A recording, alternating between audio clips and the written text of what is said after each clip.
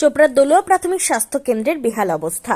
হাসপাতাল তো না, একেবারে দেখতে গেলে জঘন্য আবর্জনা স্তূপ। এই কেমন হাসপাতাল? নেই কোনো বিশুদ্ধ পানীয় জলের ব্যবস্থা। যদিও একসময় বিশুদ্ধ পানীয় জলের ব্যবস্থা ছিল, বর্তমানে সেটাও অকেজো হয়ে পড়ে রয়েছে। শুধু জলের সমস্যা নয়, রয়েছে শৌচালয় তো না, একেবারে নোংরা আবর্জনা স্তূপ। শৌচালয়ের ভেতর তো ঢোকা দূরের কথা, বাইরে থেকেই ঘুরে আসবেন। যেখানে সেখানে পড়ে রয়েছে নোংরা আবর্জনা স্তূপ। এ কেমন হাসপাতাল? শুধু তাই নয়, নেই কোনো পর্যাপ্ত বেড। পুরুষের বেডের মধ্যে রয়েছে একাধিক মহিলা। এতেই শেষ নয়, রোগীর আত্মীয়রা যদি বাইরে থাকে, কোনো নেই বিশ্রাম ঘর, অর্থাৎ আত্মীয় প্রতীক্ষালয়। এতে ক্ষুব্ধ রোগীর আত্মীয় স্বজনরা। তবে এই বিষয়ে হাসপাতালের বিএমওএইচ রঞ্জিত সাহা জানান, আমার আসার বেশি দিন হয়নি, এর মধ্যে অনেক পরিবর্তন হয়েছে হাসপাতালের। বেডের প্রপোজাল পাঠানো হয়েছে, খুব শীঘ্রই সমাধান হয়ে যাবে। নোংরা আবর্জনা এগুলো পরিষ্কার পরিচ্ছন্ন করা হয় প্রত্যেক দিনে। তবে শৌচালয়েরও জলের সমস্যা রয়েছে। আমরা বিষয়টি উদ্বোধন কর্তৃপক্ষদের জানিয়েছি, খুব তাড়াতাড়ি সমস্যার সমাধান হবে বলে জানান তিনি। অন্যদিকে চোপড়া গ্রাম পঞ্চায়েতের প্রধান জিয়ারুল রহমানের আগে আমরা বিশুদ্ধ পানীয় জলের ব্যবস্থা করে দিয়েছি, সেটা আমরা খতিয়ে দেখব কি হয়েছে। যদি এইরকম নোংরা আবর্জনা থাকে সেই বিষয়ে আমরা দেখব, এমন সমস্ত ঘটনার তিনি আশ্বাস দিয়েছেন খতিয়ে দেখার। কোথা থেকে আসছেন? গোয়াবাড়ি থেকে আসি। কি আছে আপনার? আমার স্ত্রী আছে। এখানে অনেক অসুবিধা আছে, জলের ব্যবস্থা নাই, যে নোংরা, অনেক জায়গায় নোংরা, এই যে জলের ব্যবস্থা তো নাই, আর ওই যে বাথরুম খুব নোংরা, যাই যায় না। তাহলে জল কি পেশেন্টকে যখন দিতে হয় বাড়ি থেকে কিনে নিয়ে আসে। এখানে জল খাওয়ার জল নাই, কোনো জায়গায় নেই? না আছে ওই দূরে কল থেকে নিয়ে আসতে। কল থেকে? ভালো জল আছে?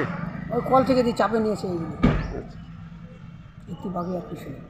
এই এখন কী বলবো, আমি এখানকার কর্মকার্য আমি যদি না বলে আমরা কী করবো? আমরা তো কী বলবো, স্টাফ যারা আছে এরা যদি না বলে আমরা কী করবো? এইভাবেই চলছে। কোন হসপিটাল এটা? এটা চোপড়া দলুয়া হসপিটাল।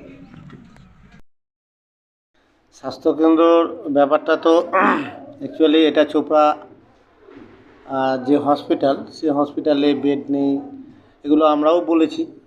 উপরে আমরাও বলেছি যে এখানে বেড বাড়াতে হবে, বাড়েছেও, আগের থেকে অনেক উন্নত হয়েছে, বলবো না যে হয়নি।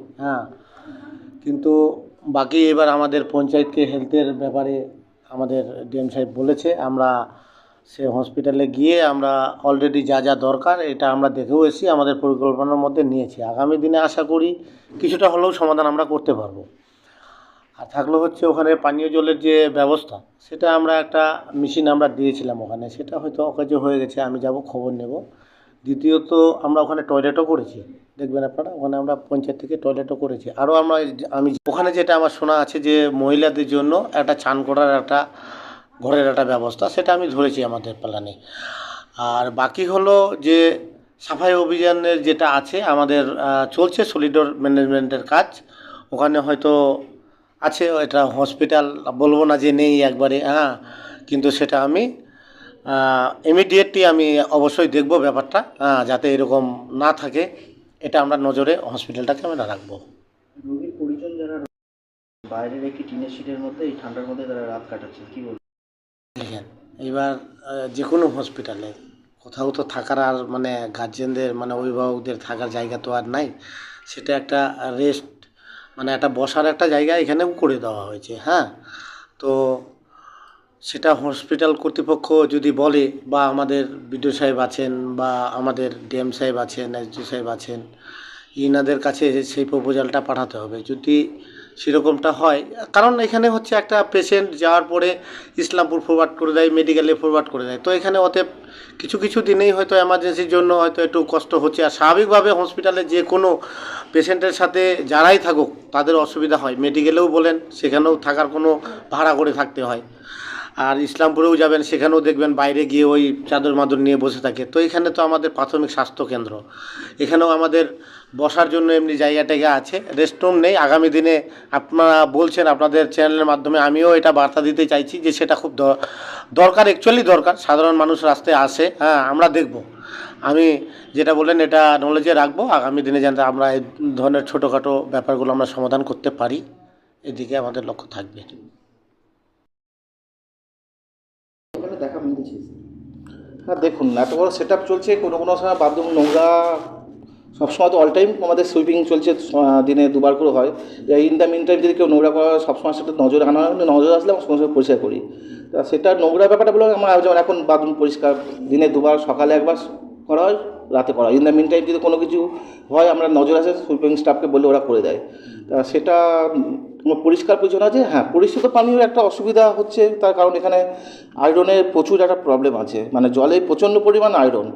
তা আমাদের আগে থেকে একটা বিডিও অফিস থেকে মেশিন, ওই ওয়াটার এটিএম দেওয়া হয়েছিল, কিন্তু আয়রনের জন্য যেহেতু ওগুলো তো প্রতিবার হচ্ছে একটা সার্ভিসিংয়ের চার্জ আছে, সেইগুলোর জন্য একটা প্রবলেম হয়ে গেছে। তা সেটাও আবার বিডিও সাহেবের সঙ্গে কথা হচ্ছে, নতুন করে কিছু একটা ব্যবস্থা যদি করা যায়। স্যার এখানে থাকার কোনো ব্যবস্থা নেই, সেই বিষয়টাকে কীভাবে দেখছেন? সেটাও একটা আমার একটা প্রবলেম আছে। আমাদের রোগীদের জন্য শেল্টার একটা নেই, সেটা নিয়ে ডিপার্টমেন্টের কথা হয়েছে, বিডিও সাহেবের সঙ্গে কথা, যে আমাদের ডিস্ট্রিক্টও জানানো হয়েছে। সেটা একটা প্রসিডিংয়ে আছে, দেখা যাক কী হয়। Hopefully, hope for best. ঠিক আছে।